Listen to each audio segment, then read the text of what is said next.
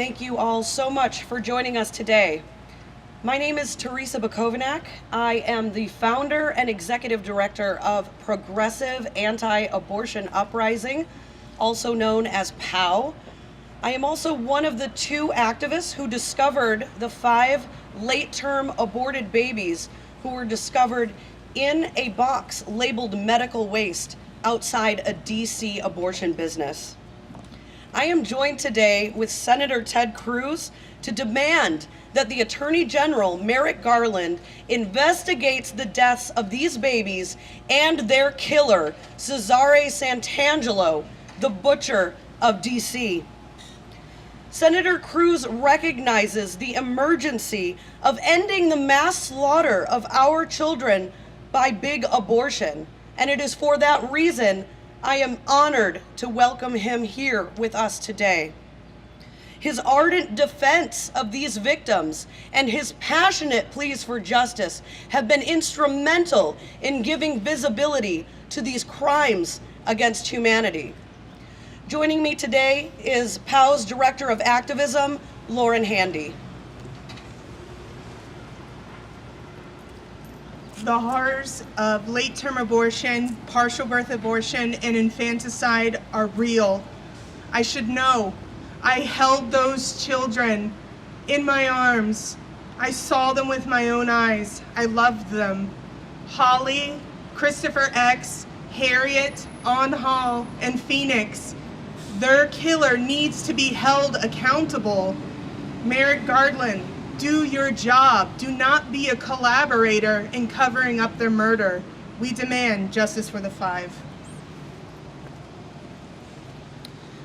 Thank you all once again for being here. I'd like to now call to the podium the one and only Senator Ted Cruz.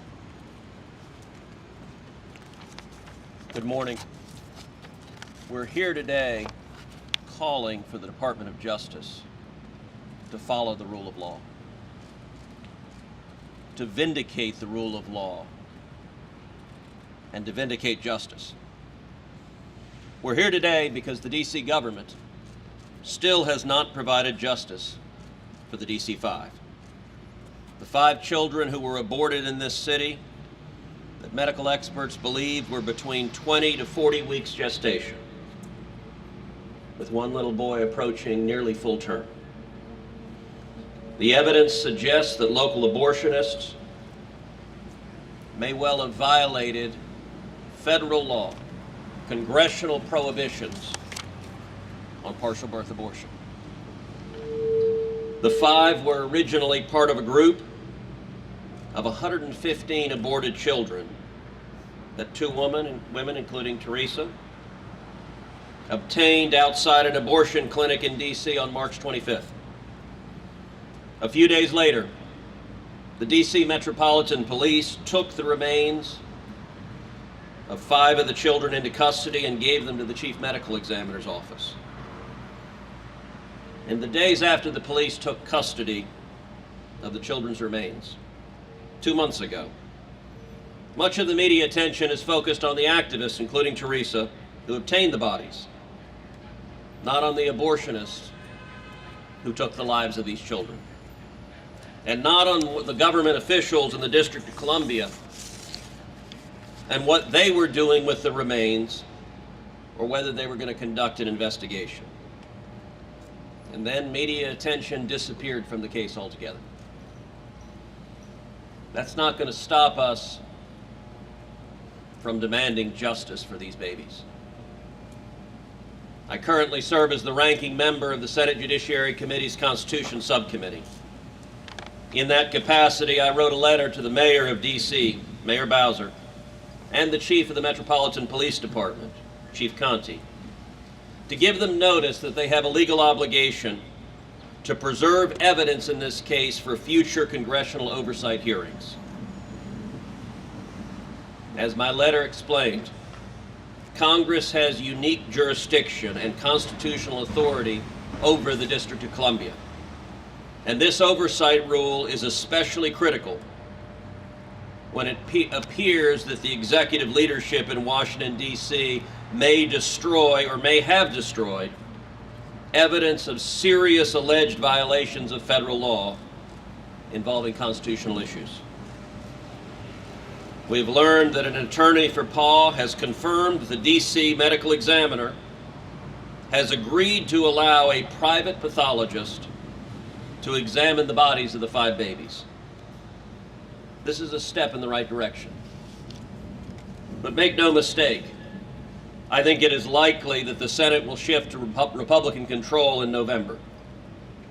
And if that happens, we will schedule hearings on the likely violations of the partial birth abortion ban and the Born Alive Infant Protections Act, including these 5 children whose lives were taken in DC. I understand that the President of the United States, the Mayor of DC, and the Attorney General cheer and celebrate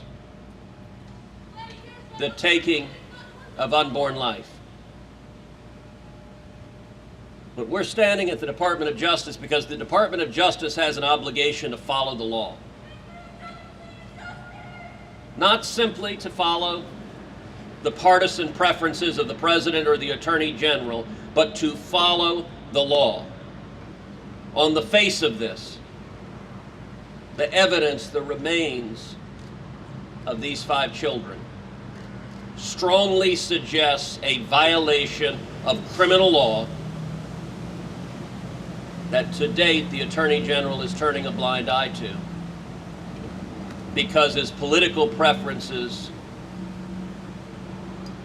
incline him in that direction. The Department of Justice should follow the law regardless of politics. There is a reason Lady Justice wears a blindfold, because justice doesn't have a party, and the rule of law should apply to everyone. It is time for the Attorney General, it is time for the Department of Justice to follow the law and investigate this likely violation of federal criminal law.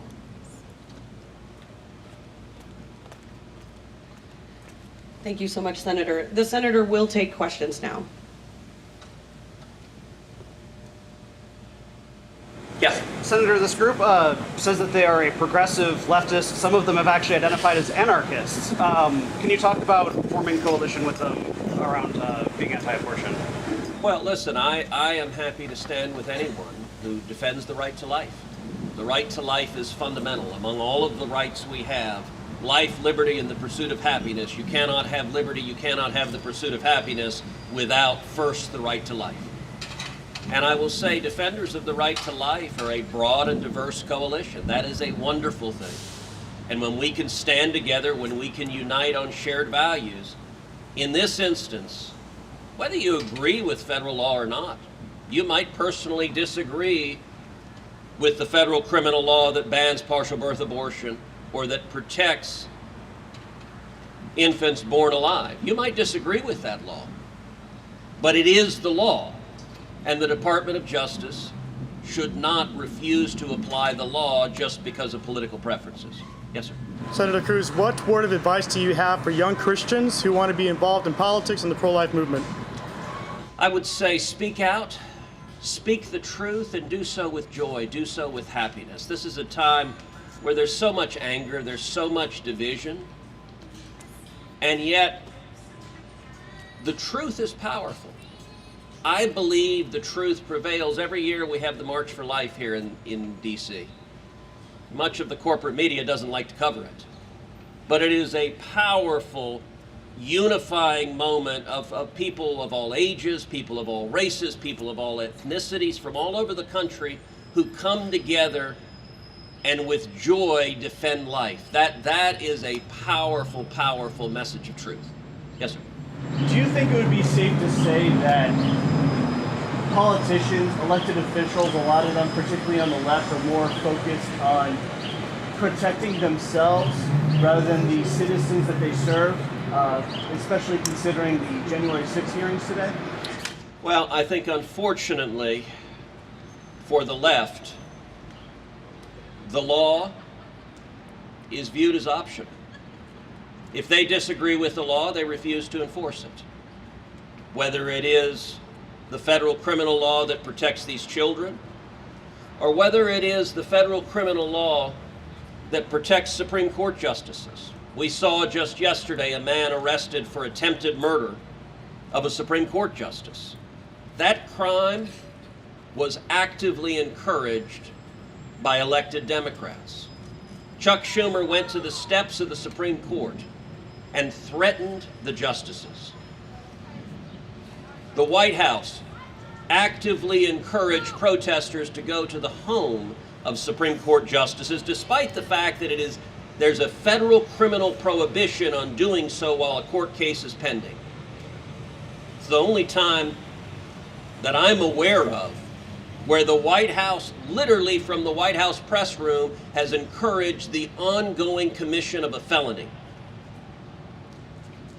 And even today, the Department of Justice has not arrested the protesters that are violating criminal law on its face because the President and the Attorney General agree with their politics. Well, the law is meant to be applied regardless of party. And sadly, the violence we saw yesterday, attempted murder, a man who traveled from California with the explicit intent to murder a sitting Supreme Court justice. It was an attempt to subvert the rule of law, to subvert the Constitution and Bill of Rights, but it is also, the left is far too willing to encourage violence when it suits their political ends. Violence is always wrong, and we should enforce the criminal law against anyone committing violence, whether you agree with their politics or disagree with their politics. Violence is unacceptable, and in the case of these unborn children, the violence that was visited upon them, that took their lives, it is against the law, and just because a politician disagrees with the law doesn't mean he or she has the right to ignore it. All right, thank you.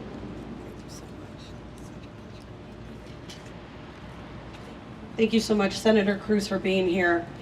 We do have several other speakers, life-affirming speakers from across the political, religious, and ideological spectrum today. Our next speaker is Tina Whittington. She is the Vice President of Students for Life of America. Thank you, Senator Cruz, for those great words and for bringing us all out here today to really speak to bringing justice to the five. In 2013, Kermit Gosnell was found guilty of killing 3 babies. The horror of abortion became the horror of infanticide at his abortion facility. This is there's a stark similarity here to what happened with these 5 babies at Santangelo's office. The violation of federal law, partial birth abortion ban, and the Born Alive Infant Protection Act is clear law that can be easily investigated and enforced. But right now, we don't know what happened with these 5 DC babies. Is there a Santangelo's House of Horror happening right here in Washington, DC? Well, until the DOJ and AG Garland investigate, we will never know the truth of what happened to those babies. And this lack of action on their behalf is emboldening abortion advocates, abortion activists to create violence outside the womb.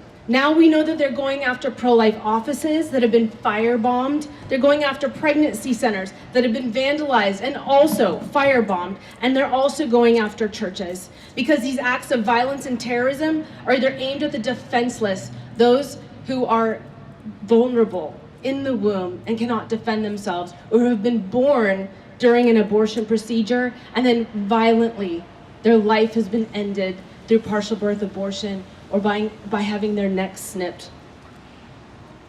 Because that is happening to innocent people, because this is happening to peaceful pro-life offices and pregnancy centers, it's easy to turn a blind eye to it. The acts of further violence, what's going on in Santangelo's office is at the mercy of the hands of the DOJ and Attorney General Garland. if neither act, if they do not act, these cruel killings may still be happening at Santangelo's office. More harm, more injuries might be coming to pro-life people who are being targeted by further acts of terrorism and violence.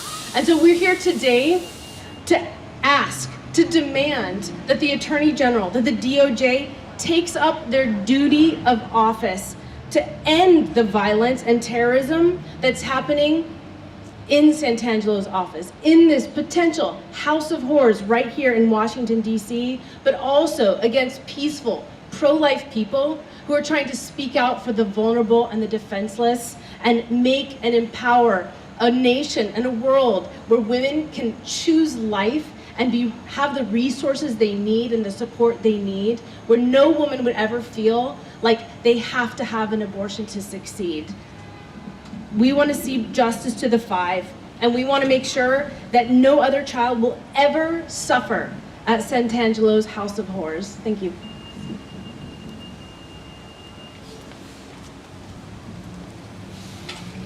Thank you so much, Tina. I'd like to bring up Annabelle Rutledge, the National Director with Concerned Women for America.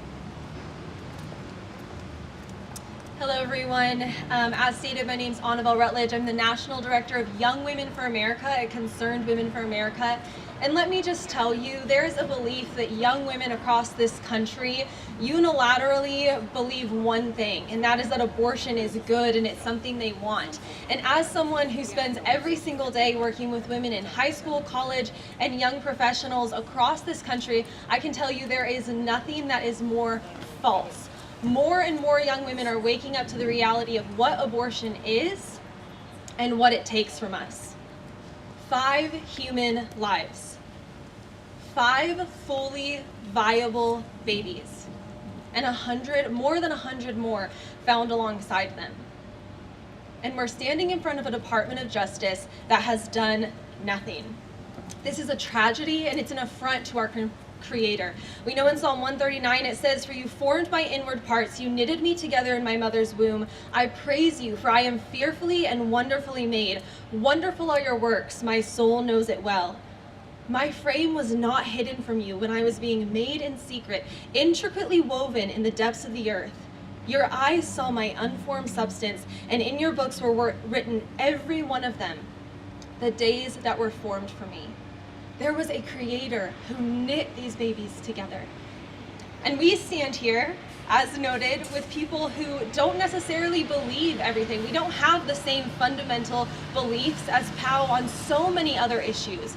But at Concerned Women for America, we welcome every opportunity, as Senator Ted Cruz stated, to reach across the aisle.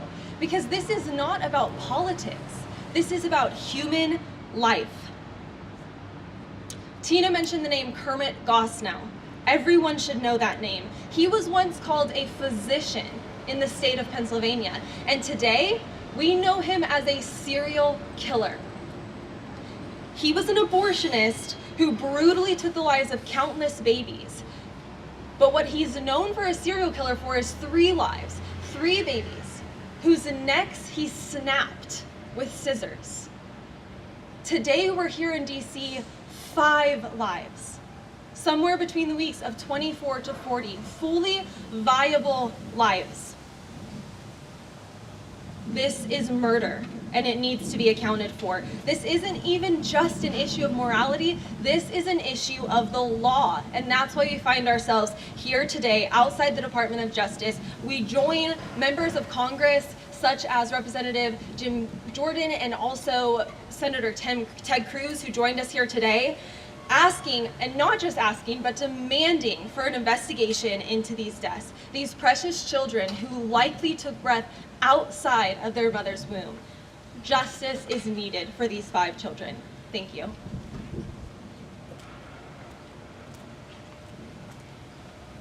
Thank you so much.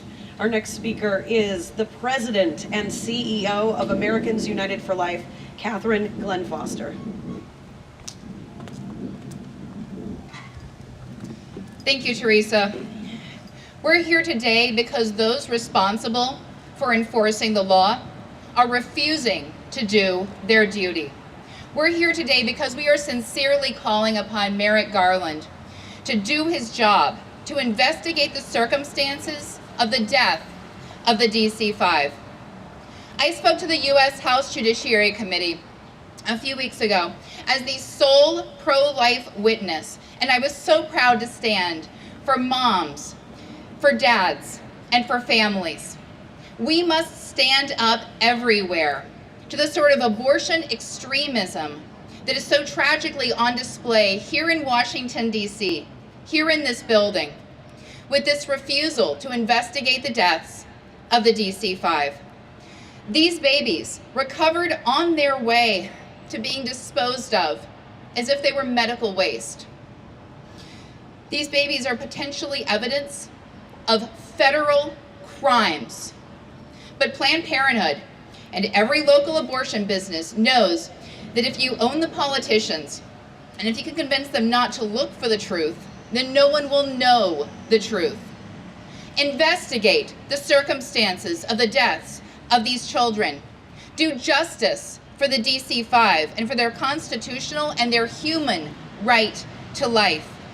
Let us do justice to their memory. Let us uphold in whatever way that we can their rights that were denied to them in life. The DC-5, these babies, they are evidence that the rescuers who are facing federal charges for recovering their bodies, that they are heroes. The rescuers of the DC-5 should be receiving medals. And yet, in our upside-down world, instead, the rescuers are the ones facing charges, rather than the abortionists who killed the children in the first place. These deaths must be investigated. Attorney General Garland, do your job.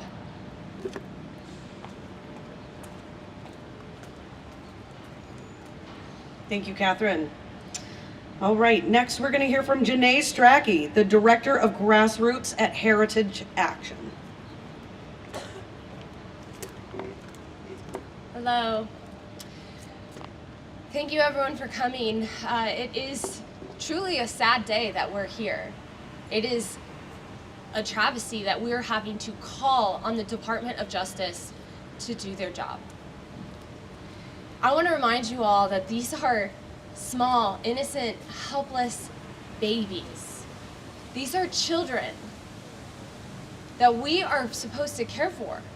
The ones that are supposed to count on us as the adults to protect them, care for them, help them grow into healthy human beings, healthy citizens. They can feel pain. They can wiggle their toes. And they may have taken their first breath outside the womb.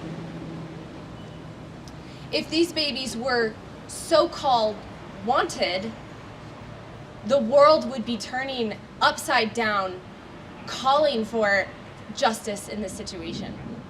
It is a sad day when injustice happens in America. It is a horrifying day when justice is not sought, when we ignore the horrors that are in front of us. If we get to pick and choose when justice is served, you might be next. To all the passerbyers that are walking past this press conference, laughing and chanting in favor of Roe v. Wade and abortion, if you are okay with justice being served at the whim of the opinion of the people in power, you might be next. It might be your death if they don't like your political opinion, your skin color, your hair color, or maybe your last name. This is about the rule of law and justice for innocent lives. This was a wrongful killing, a painful killing, a horrific killing. And I just want to remind those in power today that the majority of Americans, even if they are not pro-life as I am, pro-life at conception, they are in favor of restrictions. They are not where you are. They are not where the big money-making abortion industry is. And all the politicians today who are refusing to do justice for these babies and are pushing for abortion on demand legislation. Abortion on demand at any time, even as it is coming out the birth canal. Those politicians are doing the bidding of the big abortion industry. They're being paid by the big abortion industry. They're funding their campaigns.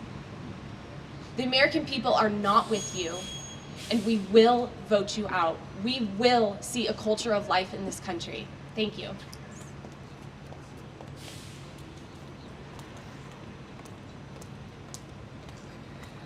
Thank you. We have a few more speakers, but I want to let you know that Representative Adderholt is on his way. We are very eager to hear from him. He has already confronted AG Merrick Garland previously, so we're very excited that he is on his way. But right now we're going to hear from Herb Garrity, the Executive Director of Rehumanize International. Hello. As Teresa said, my name is Herb Garrity. I'm the Executive Director of Rehumanize International. I'm also proud to work closely with Lauren and Teresa and the whole team at PAAU, the Progressive Anti-Abortion Uprising. When the news of this story first broke, the media wasted no time slandering Lauren and Teresa.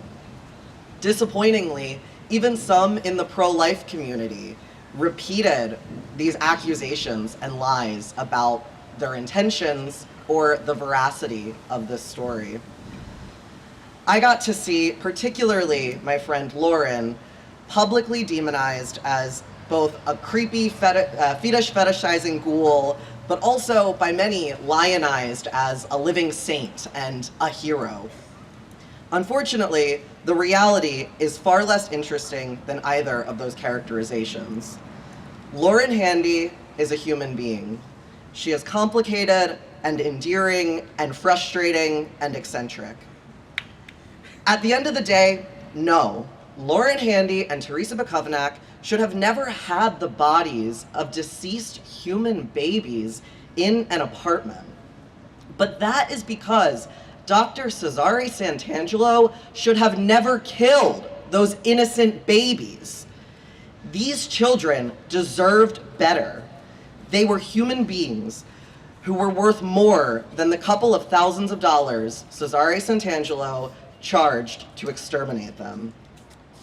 They deserve to live and grow up to be their own version of complicated, endearing, frustrating, and eccentric.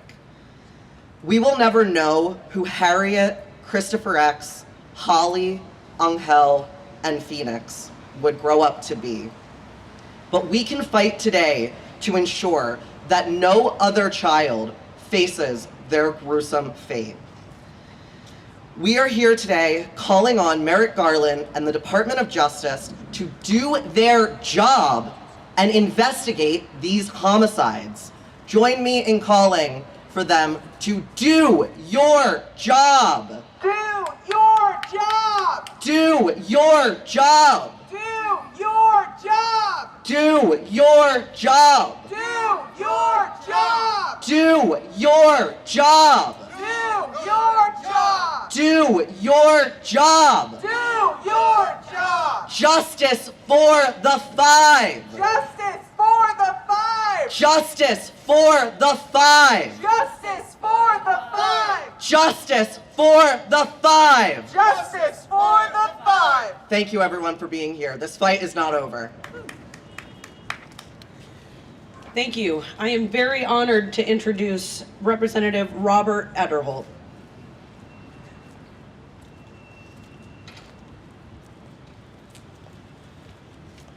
Thank you. It's good to be here to call attention to this tragedy that we've seen that took place about 3 months ago here in Washington, D.C. as the police discovered the remains of the 5 unborn on Capitol Hill in a Capitol Hill home.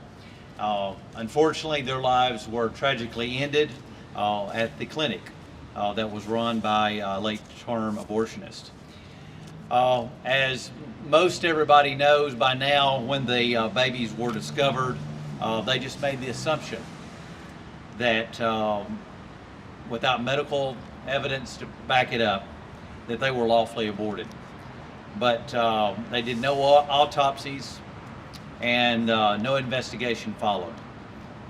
However, the photos that were taken and publicly shared reveal something much different, that they were likely past the point of viability, and they likely suffered from painful abortion procedures. And one of these 3 children could have probably been born alive.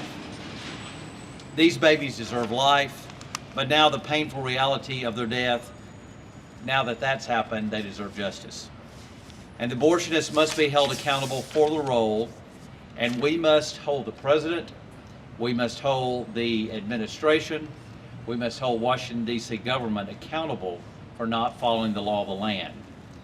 We cannot be in the same company here in the United States of America as North Korea and as China and being complicit with murder of fully formed babies. I have the privilege to serve representing the 4th Congressional District of Alabama, serve on the Appropriations Committee for the Commerce, Justice, and Science, and I've already brought this to their attention and have asked them to look into this. This needs to be investigated, this needs to be stopped, and to make sure this never happens again. Thank you very much.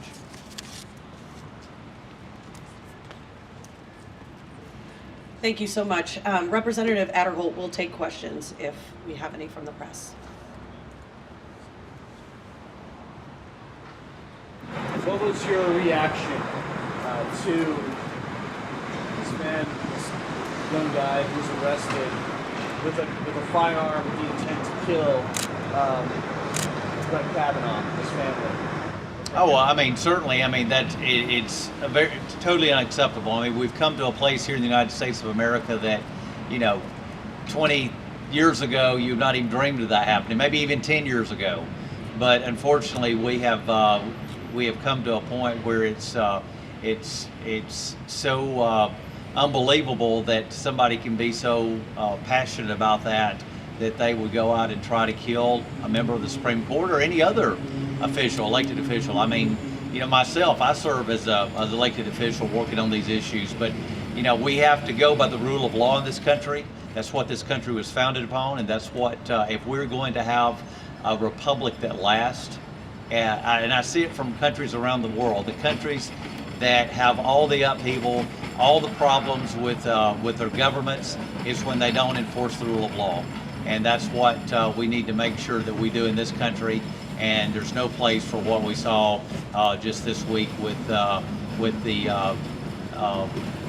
presumed felon that was found near the Kavanaugh home. Thank you. Okay. Well, thank you. We're a little late. I had a booth and I had a meeting, so we'll keep working with you. Okay, thank you. Thank you so much, Representative Adderholt. Such an honor to have members of Congress here today standing for justice for the 5. We do have one final speaker. Please welcome Savannah Daratic with Students for Life Action.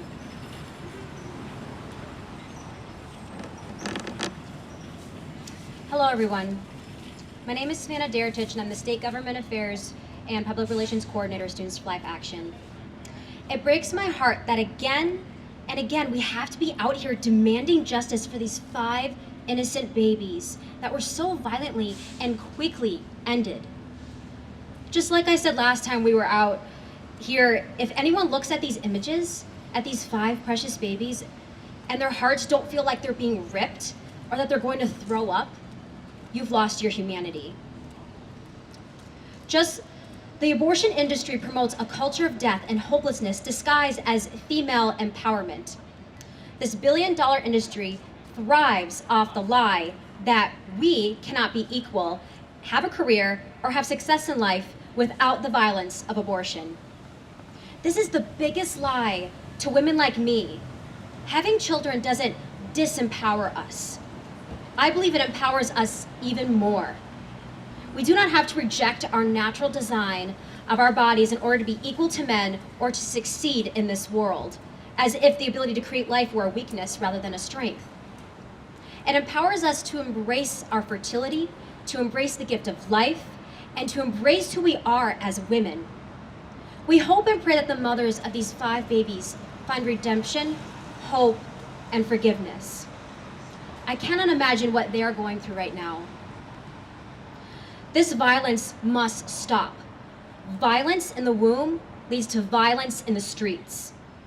If people can justify violently killing innocent babies, there's no limits to the violence they'll bring against people who in their minds aren't innocent. The people who justify killing these babies are some of the same people who storm churches, firebomb pregnancy help organizations, and travel to California and Maryland to attempt to assassinate Supreme Court justices like we saw yesterday with Brett Kavanaugh's neighborhood. If we allow this violence to continue, it is going to get perpetually worse. As a society, we must start on a better path by giving justice to these 5 babies. These 5 children had so much potential, so much hope, so much innocence, and so much life. In seconds, that was all completely stripped away, and this happens to 2,363 babies daily. Since this act of violence, students all across the country have been inspired to speak more boldly for the preborn and ensure that these 5 will not die in vain. Students for Life Action demands justice for the 5. We must continue to honor them and always remember the 5. Thank you. Thank you, Savannah. Thank you, everybody. Before we go, let's make sure Merrick Garland can hear us. Justice for the 5! Justice for the 5! Justice for the 5! Justice for the 5! Justice for Christopher! Justice for Christopher! Justice for Harriet! Justice for Harriet! Justice for Angel! Justice for Angel! Justice for Holly! Justice for Holly! Justice for Phoenix! Justice for Phoenix! Justice for the 5! Justice for the 5! Justice for the 5! Justice for the 5! Justice for the 5! Justice for the 5! Justice for the 5! Justice for the 5! Thank you all for being here.